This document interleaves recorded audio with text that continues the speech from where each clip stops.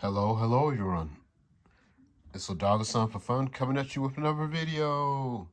Today everyone, unfortunately this will be my last video on the electric scooters, and I'm going to give you the reason and why this isn't going to be like a regular series or anything like that. The reason why this will be my last video is I want to show you my last scooter that I bought. It is the awesome L2 Max Dual, and it is a really cool scooter. It cost me like $900, not including the seat, which was probably another $100.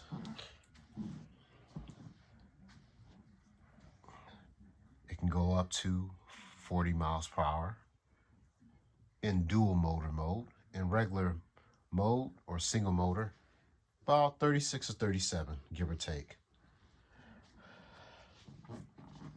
In the first month I had it, the light stopped working. In the first 3 months, I got a slow leak. So whenever I fill up the tire, it runs out of air after about 3 days.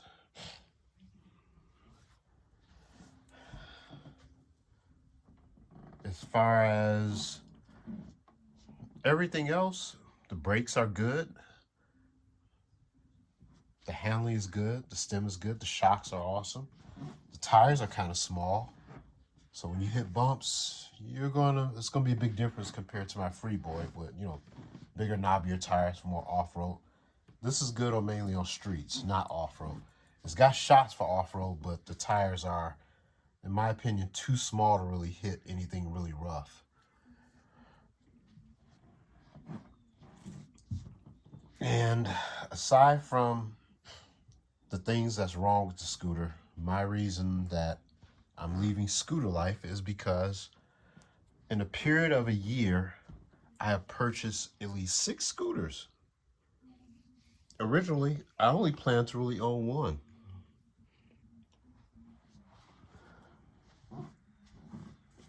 Oh, going back to the scooter, it gets up to 22 miles in third and second gear. I didn't test the range for first gear. After about 3 months of having it, the speed dropped down to, well, not the speed, but the range went down to like, I think 15 miles, give or take. So yeah, as I mentioned in the other videos, these batteries, I don't know, kind of degrade in a weird way. I don't know how to explain. That was another big turn off. The charging was an issue. You can't risk leaving these things charging for too long. I can only leave it charging for maybe 2 or 3 hours max. Anything more than that adapter gets severely hot. Like make me want to wonder, is it gonna catch fire or something? So now here's the other thing. When you're locking this thing up, even though you need a key card to turn it on, if somebody wants to grab it, it's very difficult to lock this thing up properly. I had to loop it around through the front in between the tire and this area right here, somewhere around here. I don't feel like that's optimal.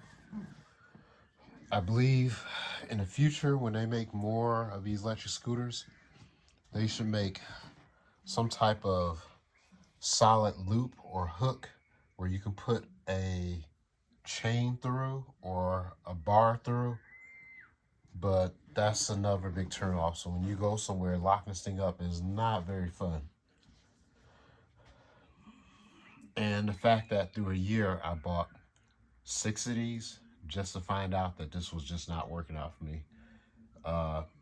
Also because since I live in Michigan, we get 6 to 8 months of winter, cold weather. You don't want to be riding on this thing at 30 degrees. It is not nice.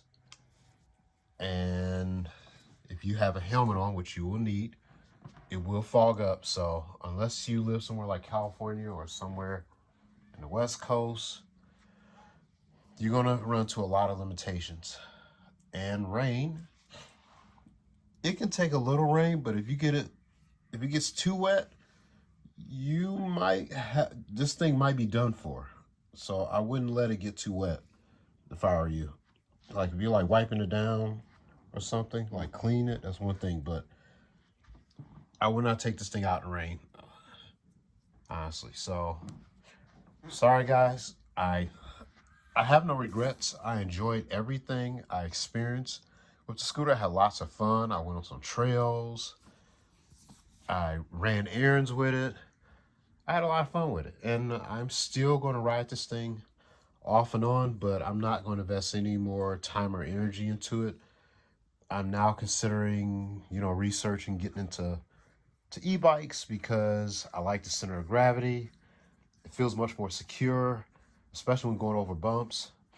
I'm telling you right now, when you ride a scooter and you go over a bump, you'll definitely see what I mean. The stability is very different when you're on a bike going over a bump.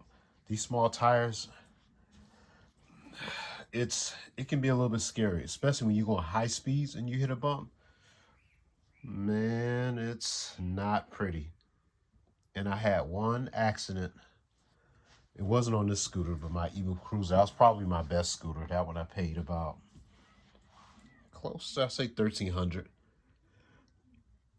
Now, if you want a really good high-end scooter with good range, e-move cruiser is a very nice scooter. It was awesome. The only issue I had was I made one mistake by overcharging it and I messed up the battery. But one of the other issues with scooter life, it can get very expensive. To replace a battery for my e-move cruiser, since I spent, was it $1,300? It costed me about, I think, $600 just to replace a battery. That's half the price of the scooter itself. So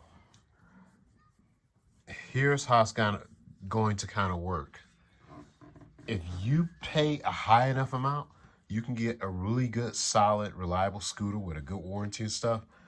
But if you're trying to get a nice, cheap scooter, like somewhere in between, like somewhere under 500 something, it's going to seem okay until something happens. And then you're going to try to get it fixed and realize there are not a lot of places that repair scooters. And if they do repair scooters, if they don't sell that scooter there, you got to buy the parts yourself. And then they're going to charge you a service fee just to put the part on. So I'll give you an example. Like when my tire went bad on my e-move cruiser, I had to pay around $40-50 for a new tire. And then I had to pay a scooter shop another $50 just to put it on. That's a lot of money for just a tire. So, take all this with a grain of salt. I hope I have given y'all something to think about. My intention is not to dissuade riding electric scooters. I think they're fun. But there are just so many different issues that you have to factor in when you get one that just took a lot of fun out of it. If I have to be honest, if you really want to just get a scooter and play it safe and not put in too much money, I would just find a nice, cheap, under $300 scooter where you don't invest a lot of money, like goes around under 20 miles an hour, so you don't have to worry about, wiping out or anything. And if something happens, you can look back and say you didn't put too much money into it. That's my advice. So, I hope this has been helpful to everyone. I'm sorry that I'm not doing a lot of videos for the scooters, but this will probably be my last because, I don't know, scooter life, it just didn't work out for me. So, guys, I hope everyone has an awesome weekend.